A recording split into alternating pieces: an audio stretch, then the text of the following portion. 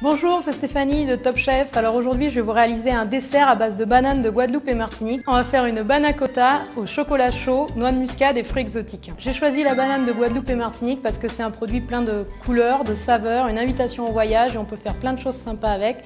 Donc pour réaliser cette recette, il vous faut 60 centilitres de crème liquide, 200 g de sucre roux cassonade, 4 feuilles de gélatine, 200 g de chocolat, noir de préférence, une gousse de vanille, une noix de muscade, un citron vert, une belle tranche d'ananas, 2 fruits de la passion, une demi-mangue et bien sûr 5 bananes de Guadeloupe et Martinique bien mûres.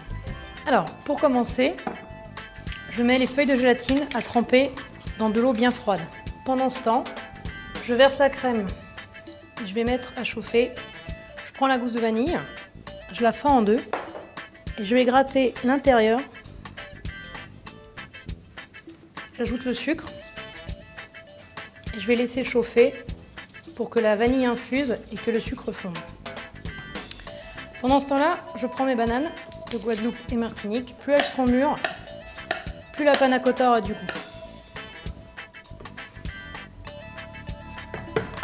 Et pour éviter que la banane ne noircisse, j'ajoute un jus de citron vert.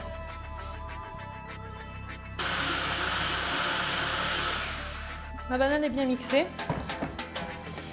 la crème est chaude, le sucre a fondu. Je verse la banane dans le récipient, j'ajoute la crème. Donc il faut bien mélanger jusqu'à ce qu'on obtienne une préparation bien lisse, bien homogène. Et là je vais ajouter de nouveau un jus de citron cru cette fois. Voilà, le mélange est prêt. On va couler dans les verres l'appareil à panna cotta, donc environ aux 2/3, 3/4.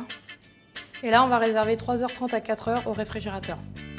Donc là, je vais réaliser les brochettes de fruits. Donc je commence par faire chauffer une sauteuse. J'y dispose un petit peu de sucre roux dedans, comme ça, pour réaliser ce qu'on appelle un caramel à sec, c'est-à-dire sans liquide. J'épluche la banane. Je vais tailler des tranches assez épaisse, un petit peu de citron pour éviter qu'elle noircisse.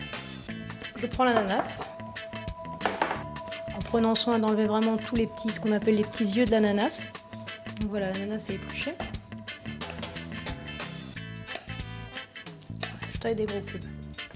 Ensuite, je m'occupe de la mangue. J'enlève la peau. Et de la même manière, pour vraiment avoir le bon goût du fruit, je taille des gros morceaux. Je commence avec un cube d'ananas, puis la banane, la mangue et la banane. Quelques gouttes de jus de citron.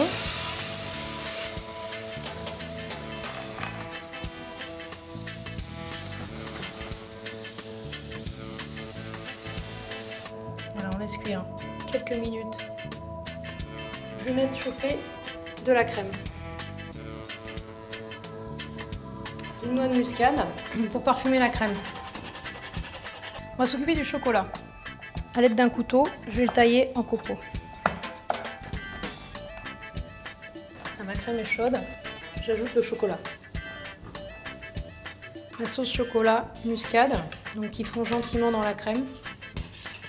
Donc voilà, le chocolat est fondu. On est prêt à dresser. Je peux donc napper le dessus avec le chocolat encore tiède. Si on adore le chocolat et qu'on est gourmand, on en met un peu plus.